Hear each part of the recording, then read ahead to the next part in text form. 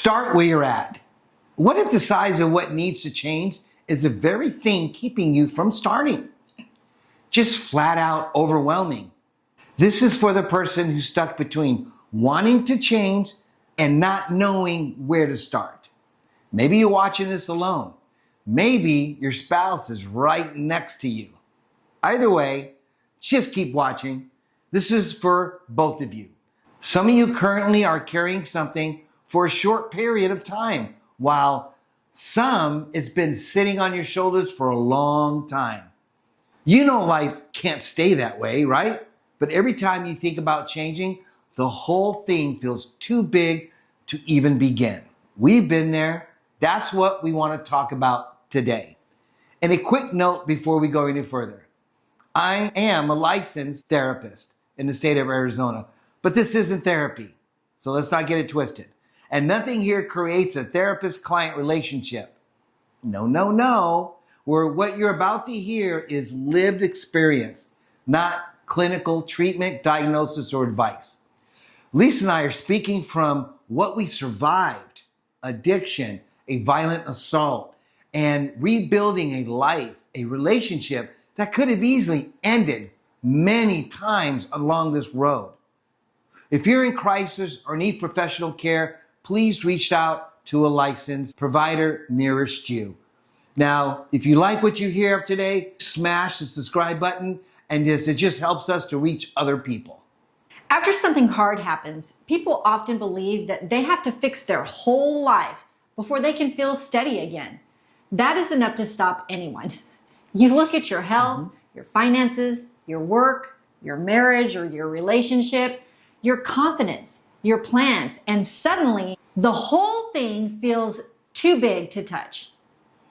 You think about the distance between where you are and where you want to be, and fear fills in the rest. You tell yourself you'll begin when you have more energy, when you know what to do, when life settles down, when you feel stronger. But sometimes waiting becomes its own kind of life.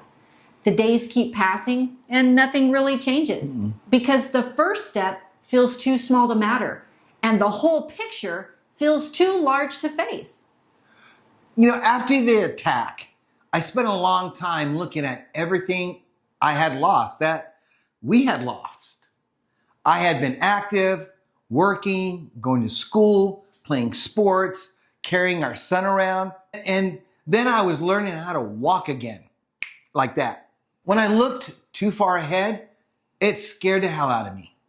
How was I supposed to get back to work, support my family, be a husband, be a father, handle my responsibilities, and feel like myself again when I could barely move my leg?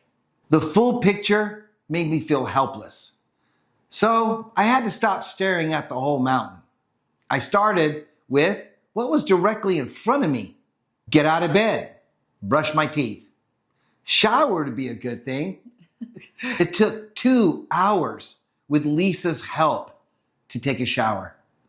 I had to go to rehab, exercise, trying to lift my leg just one more time, learn to drive again with 2 feet, and go back to work for only 4 hours at first. None of those things looked impressive by themselves, but together they began to give me a life back again. Like brushing my teeth, combing my hair. Yes, I once had hair. Thinking back now, how much effort it took just to remind myself to do those 2 things. I learned just doing those 2 things helped me to focus on the next thing to do and not look too far ahead. What changed wasn't that suddenly belief. No, that wasn't it. You know, I could handle everything. That wasn't it either. I just stopped demanding proof that the whole future would work out before I took the very next step. I couldn't go back to the man I was before that night. That man was gone. I could keep mourning him forever, or I could start working with the man who was still here. How broken that man was. Starting where you are means you quit arguing with the reality long enough to do something with it. You may not like where you are. You may be absolutely angry about how you got there. I get it. We get it. You can feel all that and still begin. Here's the part I want you to actually hear. It is better to start badly and let it be messy than to spend another year never starting at all. Fear loves the big picture because that big picture can make you freeze, paralyzes you. It shows you every mile before you've taken the first step. But your life is not rebuilt in one view. It is rebuilt in the small part you can reach today. The goal is not to know how everything ends. The goal is to stop letting the size of the work convince you that nothing can be done. The same thing happened in our relationship. We kept wanting things to feel the way they had before the assault. We wanted our closeness back, our old confidence, our old sense of safety, but we were not the same people anymore. I mean, Michael was carrying what happened in one way, and I was carrying it in another way. And we were trying to rebuild a former version of us instead of learning who we had become. And that cost us years. We became good at handling the appointments, the bills, work, parenting, but we were losing that friendship underneath it. I remember days we would come home from work and we'd go through our tasks of dinner and bathing our son and preparing for the next day, not even saying a word to each other. And we weren't mad. We just didn't know where to start. It seemed like such an effort. I didn't want to say the wrong thing to him. But that separation between us was heartbreaking. And I went to bed almost every night crying, trying to get back to how things used to be. It seemed like summiting Mount Everest. But eventually, we had to accept something painful. We cannot return to the marriage we had before. We had to begin again with the two people sitting in front of each other right now. And that meant new conversations, different expectations, and learning each other all over again. There was grief in that, but there was also a freedom to it. We stopped measuring every day against what had been taken from us, and we started paying attention to what we could still create. And that is the part that people miss. Beginning again does not mean that the past doesn't matter. Hear us. Beginning again doesn't mean that the past doesn't matter. It means that the past no longer gets to decide whether you move. There was a point when our lives looked nothing like the one that we had planned. Sometimes I feel like it's still like that. But we had gone from owning a home to a rental townhouse and then to an apartment. Money was tight, really tight. Our marriage had been stretched so super thin, and yet we started creating the small pieces of our life inside of what we had at that moment. We made simple family nights because that is what we could afford at the time. We found reasons to laugh when the circumstances were still so hard. And we kept showing up for our son and eventually for each other again. Because money was tight, we came up with simple activities like barbarian night. Yes. I would cook spaghetti, garlic bread, and some kind of simple dessert. And I'd put a water-resistant tablecloth on and I'd serve the food right on the table. No plates, no silverware.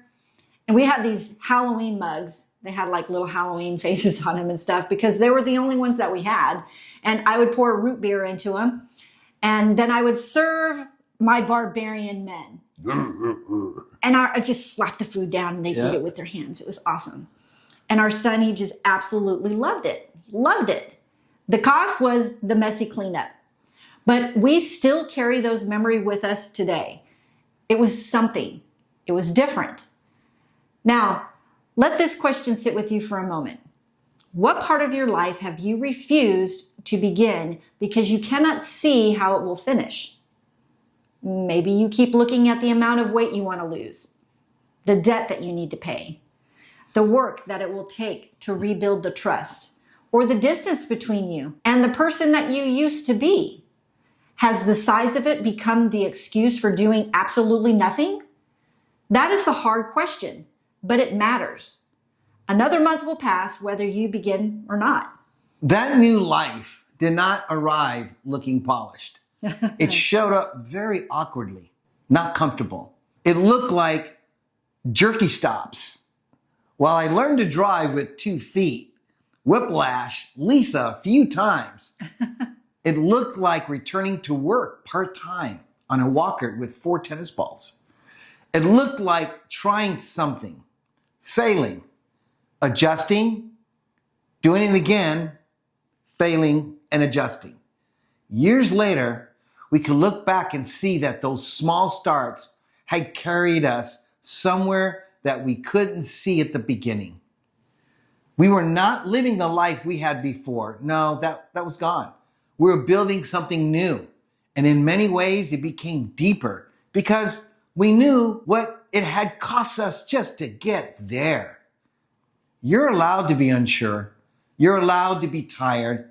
You're allowed to grieve what changed, but none of that disqualifies you from starting.